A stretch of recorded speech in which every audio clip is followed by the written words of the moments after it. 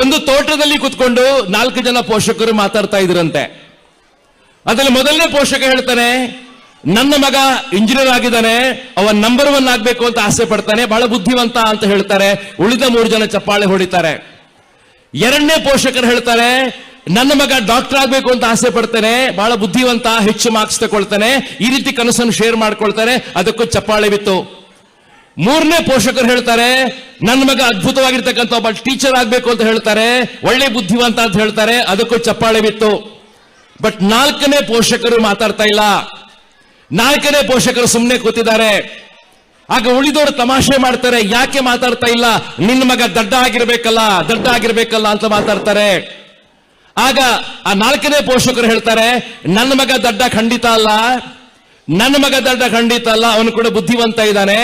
ಆದ್ರೆ ಮುಂದೆ ಅವನು ಏನಾಗ್ಬೇಕಂತ ಹೇಳೋದನ್ನ ನಾನ್ ಡಿಸೈಡ್ ಮಾಡ್ಕೊಳ್ಲಿಕ್ಕೆ ಆಗೋದಿಲ್ಲ, ಅವನೇ ಡಿಸೈಡ್ ಮಾಡ್ಕೊಳ್ಬೇಕು. ಸರಿ ಇದೆಯಾ? ಚಪ್ಪಾಳೆ ಬಹಳ ಕಡಿಮೆ ಇತ್ತು. ನನ್ನ ಮಗ ಮುಂದೆ ಏನಾಗ್ಬೇಕಂತ ಹೇಳೋದನ್ನ, ನನ್ನ ಮಗಳು ಮುಂದೆ ಏನಾಗ್ತ ಹೇಳೋದು ನಾನ್ ಡಿಸೈಡ್ ಮಾಡ್ಕೊಳ್ಲಿಕ್ಕೆ ಆಗೋದಿಲ್ಲ, ಅವನೇ ಡಿಸೈಡ್ ಮಾಡ್ಕೊಳ್ಬೇಕು. ಸರಿ ಇದೆಯಾ ಈ ಮಾತು? ಸರಿ ಇದೆಯಾ ಸರ್? ಮಕ್ಕಳನ್ನ ಕಂಬಳದ ಕೋಣಗಳ ಹಾಗೆ ರೇಸಿಂಗ್ ನಿಲ್ಲಿಸೋದು ಕರೆಕ್ಟಾ? ನಾನು ಪೋಷಕರನ್ನ ಕೇಳುವಂತ ಬಹಳ ಸ್ಟ್ರಾಂಗ್ ಆದ ಪ್ರಶ್ನೆ. ಪ್ರತಿ ಎಕ್ಸಾಮ್ ಅಲ್ಲಿ ಕೂಡ ಟಾಪರ್ ಆಗಬೇಕು, A+ ಬರಬೇಕು, ಮಾರ್ಕ್ಸ್ 100 ಬರಬೇಕು, 99 ಬಂದ್ರೆ ಆಗೋದಿಲ್ಲ. ಯಾಕೆ ಮಾರ್ಕ್ಸ್ಗಳ ಹಿಂದೆ ಮಕ್ಕಳನ್ನ ಓಡಿಸ್ತೀರಿ?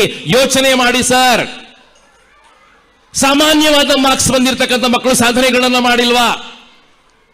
ನಾನು ನಿಮ್ಗೆ 5 ನಿಮಿಷಗಳ ಅವಧಿಯಲ್ಲಿ 100 ಹೆಸರು ಪಟ್ಟಿ ಮಾಡಿ ಕೊಡ್ತೇನೆ ಸರ್. ಅವರೆಲ್ಲ ಎಕ್ಸಾಮ್ ಅಲ್ಲಿ ಫೇಲ್ ಆಗಿರ್ತಕ್ಕಂಥವರು, ಜೀವನದಲ್ಲಿ ದೊಡ್ಡ ಸಾಧನೆಗಳನ್ನ ಮಾಡಿದ್ದಾರೆ, ಮಾಡಿಲ್ವಾ?